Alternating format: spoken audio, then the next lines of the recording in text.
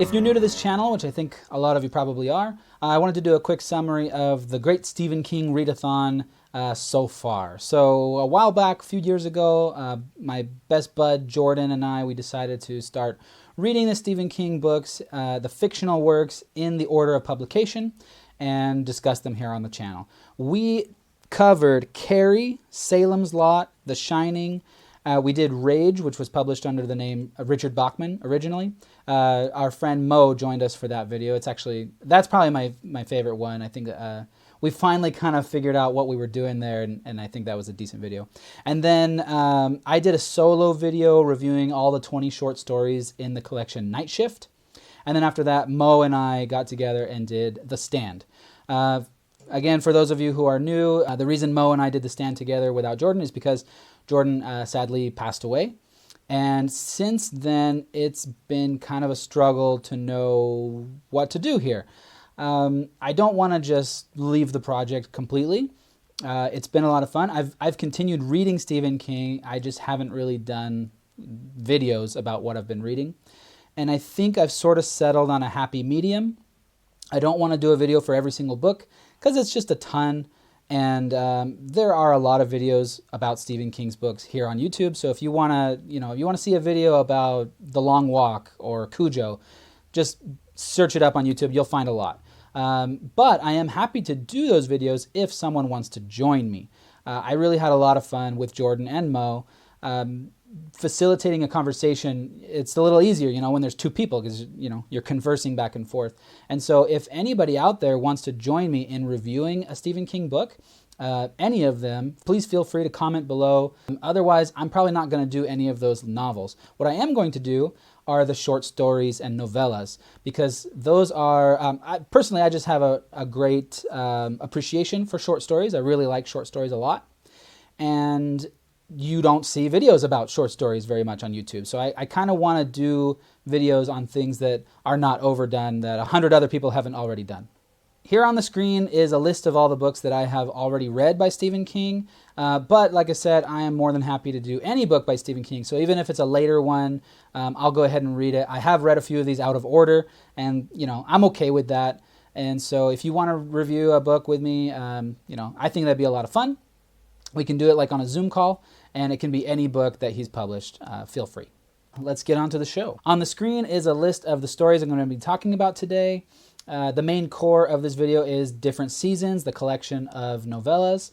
But I also want to talk about a couple loose stories that have never been collected in one of Stephen King's collections before.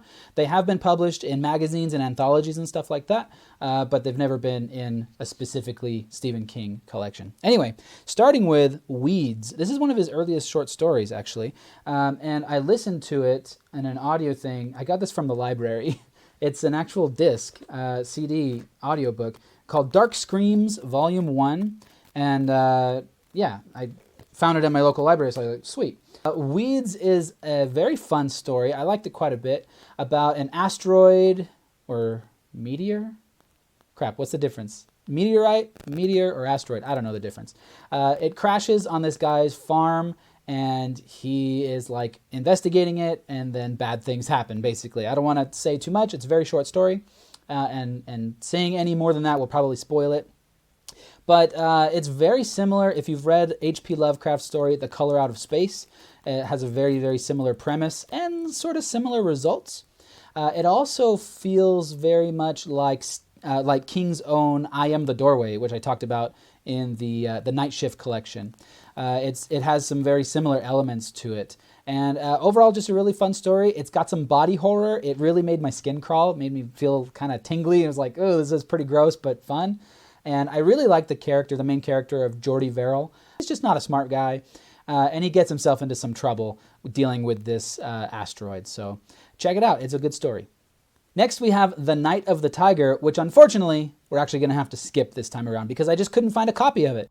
False! I did find a copy in the anthology Tales of Wonder and Imagination, edited by Ellen Datlow. The Night of the Tiger is told by a young man named Eddie Johnston, who's working as a roustabout in a traveling circus, and he basically tells about how he accidentally got on the bad side of the mysterious and dangerous lion tamer, Mr. Indrasil. He also tells about an even more mysterious stranger named Mr. Legier or Legere, I don't know. And basically, the circus is traveling through the American Midwest. Temperatures are rising, and so are people's tempers. And it ends with a big confrontation between Mr. Indrasil and Mr. Legier. They're kind of enemies. Now, the ending of the story gets a lot of criticism online when you read about it, but I actually thought it was totally fine, and it totally worked for the story, and it's definitely worth a read. I like this story. It's pretty good. The next story, if we're going by publication order, is The Crate. And I read this in this the Arbor House Treasury of Horror and Supernatural, Horror and the Supernatural, this anthology that I've got. I don't have a dust jacket for it. But The Crate is a pretty fun story. I liked it. It's spooky and creepy, and it would probably be kind of scary to read it late at night. It is legitimately frightening, but ultimately sort of unoriginal, I gotta say. It's about a guy who works at a university, and someone finds this old crate under the stairs. I think it's like a custodian finds this old crate, and apparently it's been there for decades, and it just kind of got forgotten. They open it up, and bad stuff happens, and that's all I'll say. I forgot to mention about Weeds. Weeds and The Crate are both included in. They were both filmed and included in. Is it a movie called Creepshow? I've actually never seen it. Stephen King himself plays Jordy Verrill, the main character in Weeds, in that movie. I've never seen it before. I was never allowed to watch scary stuff. Was never interested in watching scary stuff as a kid. Maybe I would want to watch it, because these were pretty fun stories. But ultimately, like I said, The Crate, it's fun, it's spooky, but it's just kind of, like I said, sort of unoriginal. It was kind of cool that there is a connection to the book Christine. The university that it takes place at is called Horlicks University, and that's where Arnie Cunningham's parents work in the book Christine. And the movie, I guess. I don't know. I haven't seen the movie. I've pretty much never seen any Stephen King movies. I know that's kind of crazy. And I'm going to talk about that in a minute when we get into different seasons. Actually, it's time to get into different seasons right now. Let's talk about different seasons. So this is a really, really famous collection of 4 novellas. 3 of these 4 novellas have been filmed and are like really big, popular movies. Maybe the 4th one has been filmed as well. I don't really look into that much, but I know the first 3 had very successful movie adaptations. Anyway, we start with Rita Hayworth and Shawshank Redemption. So Shawshank Redemption as a movie is popularly, it's often touted as like one of the best movies of all time. The story was good. I really like the story that it's based on. It's told from the perspective of a guy named Red who's doing life in prison. And right away, I'll tell you, basically my only complaint about this story was the first person perspective. Sorry, I'm really stuttering and stammering a lot in this video. Sorry. I just feel like a lot of interesting aspects of the story could have been explored a little bit better if it was told in the third person, omniscient. But since it's first person, a lot of what Red tells us is things that he's seen, but a lot of it is like things that he heard second or third hand. So it's a little bit wishy-washy, a little bit unreliable narrator, but not really, because it's pretty much like it's told as if this is all fact and this is all accepted as fact. So I don't know, I just felt like it didn't work quite as well as it could have, but honestly that's my only complaint. Other than that, this is a fantastic story. So Red tells a story about a guy named Andy Dufresne who was imprisoned for life for murdering his wife and her lover. But did he really do it? That's one of the mysteries of the book, or of the novella. He's a former banker, and he has this sense of identity and purpose that Red explains is typically beaten or drained out of the other inmates after doing so much time in prison. But Andy never seems to give up or lose hope. He has this seemingly inexhaustible pool of patience and cool-headedness that at first frustrates those around him. But with a little time, basically no one can help learning to like Andy Dufresne. Now you may notice that I haven't really said anything about the plot of the story, and that's because there's not a lot of plot that I can talk about without spoiling it. If you have seen the movie, you know how it ends. Basically anything I tell you about the day-to-day life of Andy, it's going to kind of spoil some things. I feel like the ending has really seeped into our collective cultural consciousness. I have never seen the movie, as I said earlier, but even I knew how it ended. But even knowing the ending from the beginning, it's a really fun story to read because it's really kind of a slice of life type thing. So it's just made up of like little snippets of stuff that they're doing. Andy at one point helps one of the guards like do his taxes, and then that guard gives them some beers as a reward, and it's like, oh, for a moment we felt like we were free just sitting out and enjoying a beer or whatever. Stuff like that. It's like little stories, but behind the scenes, Andy is doing little things that maybe don't make a lot of sense unless you know the ending. But then when you get to that ending, you're like, oh, I see where this was all going. This is cool. And it has a really cool ending. And it's all about hope. It's all about holding on to that hope and never losing hope. There's a connection to the Stephen King multiverse, the wider multiverse, where I think it's toward the beginning, a newspaper called the Castle Rock Call is mentioned. So that town, Castle Rock, it shows up quite a bit in Stephen King's works. And so Rita Hayworth and Shawshank Redemption is connected. The next story is called Apt Pupil, and I'll tell you right off the bat, I like this one more than Rita Hayworth and Shawshank Redemption. It is a lot darker. It's one of those stories that, like, I'm almost embarrassed to admit that I liked it so much because it's really messed up. And the further you read, the more messed up it gets. It goes so much further than I expected it to do. It's about a kid who discovers, or thinks he discovered, that this guy living in his neighborhood is a former Nazi. And so he goes and confronts him and says, hey, I'm going to out you if you don't do what I say, kind of thing. He ends up blackmailing this Nazi. But then the Nazi is able to blackmail the kid back, and they go back and forth like over and over. And the story takes place over the course of, I think, a few years. And it gets really, really crazy, you guys. It's got some pretty graphic content, but it's just like, you feel like you're spiraling down in this situation where you're thinking like, man, what would I do if someone was blackmailing me like this? And how could I get out of this? And it's just like, it just keeps getting deeper and deeper, and it's frightening and oddly a lot of fun. There are a few wild coincidences that occur in this story that kind of pulled me out of the narrative. I can't really say what they are. Both the kid and the Nazi guy, they start doing something later in the story, separately but simultaneously. They're both committing a certain crime, and I just thought that was odd. Like, why would they both start doing that thing separately from each other? But, you know, if you can accept that, then the story works. Now, a few neat connections that are in this story, there's a handful. Kurt Dusander, who's the Nazi guy, he says that before Andy Dufresne went to prison, he helped him, Kurt, choose which stocks or bonds to buy. Helped him like set up his portfolios, financial portfolio. So there's a connection there to the Shawshank Redemption.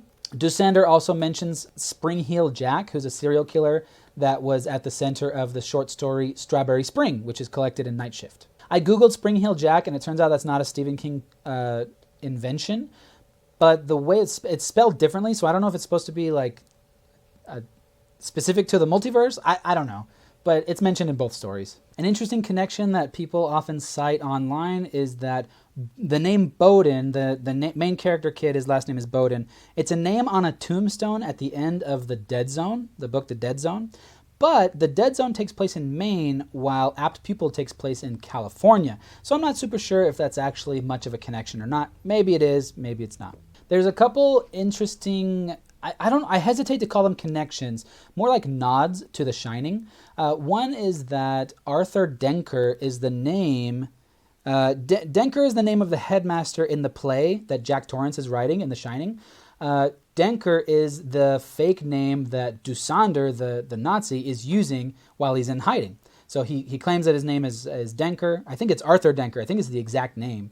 And that's the name of the headmaster of the school that in the play that Jack Torrance is writing. Also, Ed French, who is the guidance counselor, is Todd Bowden's guidance counselor. He stays in room 217 of a Holiday Inn while attending a conference, and room 217 is the scary room in The Shining. So, again, I don't know if that really counts as connections, but they do seem to be kind of nods toward The Shining, so that's kind of fun. The next novella is called The Body, and you may have heard of The Body as the movie Stand By Me.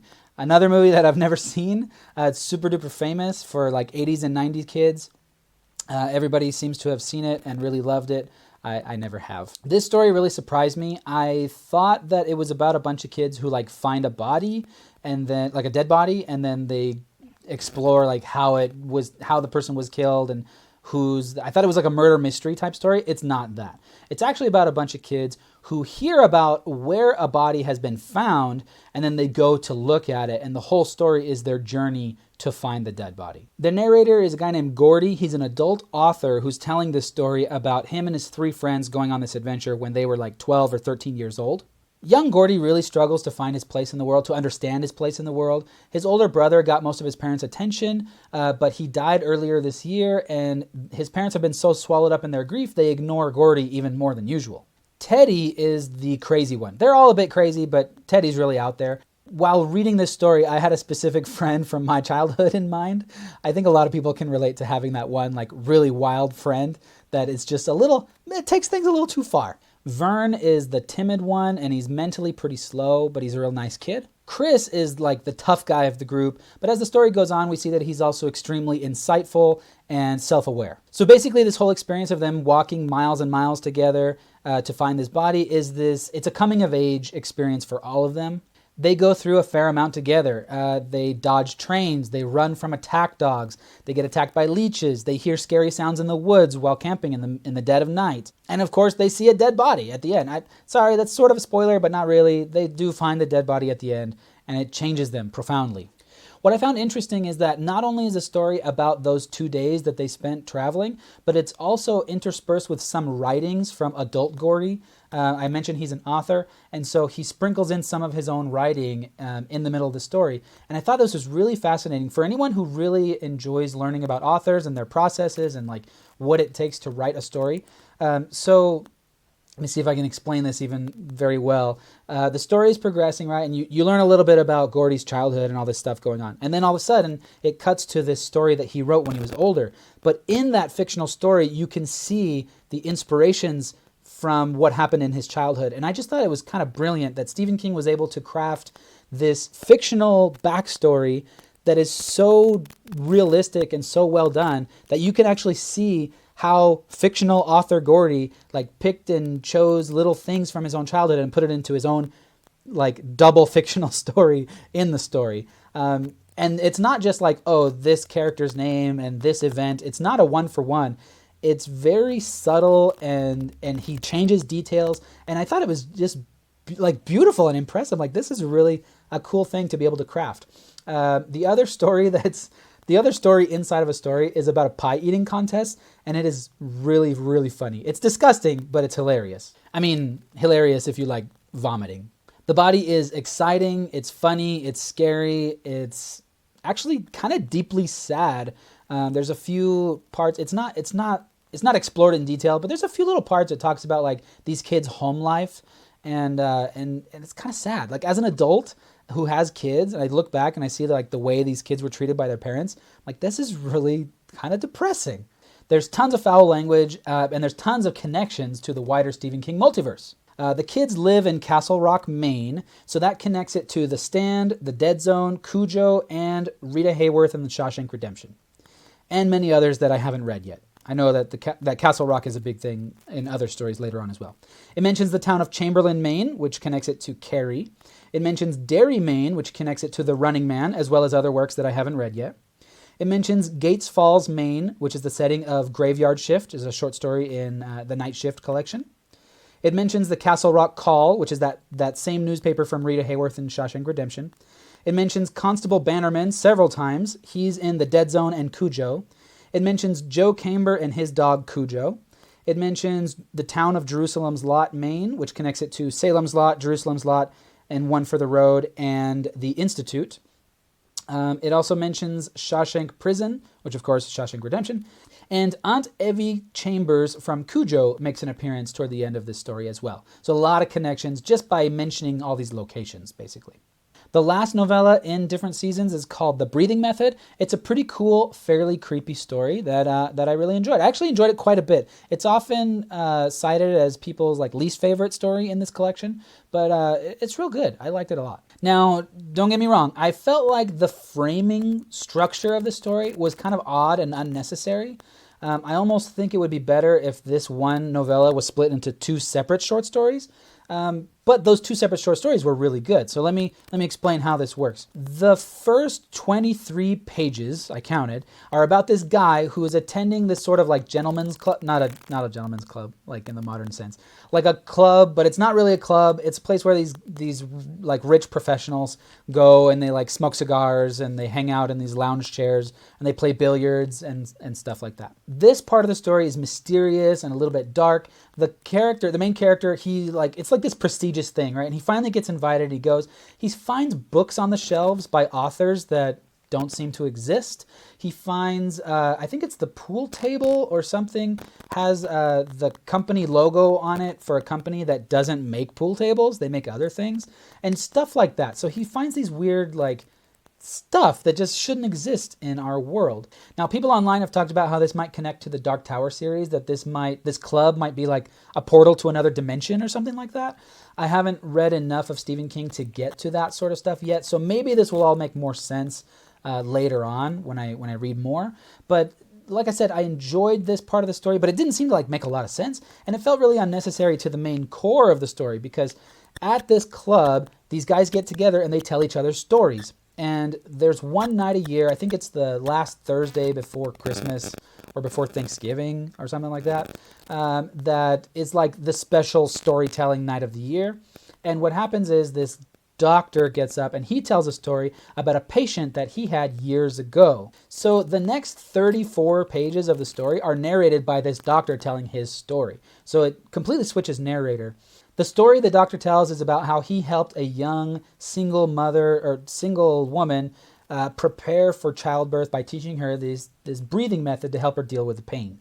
His story takes place before Lamaze classes were a thing, but it's basically like Lamaze style breathing, the technique. He calls it a breathing method. So a lot of his doctor's peers and colleagues kind of see him as a bit of a quack, because this is like before Lamaze breathing classes were a thing. And as someone who has witnessed my wife go through 5 pregnancies and labors, I found this part really fascinating because now it's very common to like teach a woman these different breathing methods and stuff to help her deal with the pains of childbirth. But this is like, he's telling it like this is sort of cutting edge. He's one of the first people to do this. The attitudes toward this woman being a single mother, I think his story takes place back in like the 1930s or 40s. I could be totally wrong. I can't quite remember. But just the attitudes toward her and toward him as a doctor for teaching her these things is just really fascinating to read, like the cultural attitude at that time. So long story short, something very unexpected happens when she actually goes into labor, and I won't spoil that here. Then the last 2.5 pages of the story are the first narrator back at the club. And it's basically him just kind of heading home after the story, and he talks to the butler guy for a minute. Like I said, I just felt like the framing device was a little unnecessary, and I maybe would have liked it if both of these stories just stood on their own. The breathing method part as is, and the club part, maybe with a little bit more development to explain like why the club is so weird. But long story short, it's a good story. I enjoyed it. I didn't notice any multiverse connections, but it was well worth the read. It was a little bit spooky. It's got some horror elements in it, and overall it was a lot of fun. So that's Different Seasons. This was really fantastic overall. These 4 novellas are well worth the read. They're very, very famous for a reason. And that's all I've got to say, I think. So I continue reading Stephen King novels and collections and things like that. The next thing I'm going to read, this is what kicked me in the butt and made me actually come record this video, because I am finally ready to start the next Stephen King collection. So I'm going to be reading Skeleton Crew. I'll probably take a while to read this. I'll probably read a short story in between other things that I'm reading every once in a while. So probably in a couple of months, you'll be able to see a video on these short stories coming your way. So if you are interested in Stephen King, if you're interested in joining me in a Zoom call and talking about your favorite Stephen King book, don't be shy. It's a lot of fun, and I invite you to do that with me. So I hope you like this. I hope it made some sense. I'm still learning how to record book reviews. I kind of suck at it, but thanks for watching. Have a good one.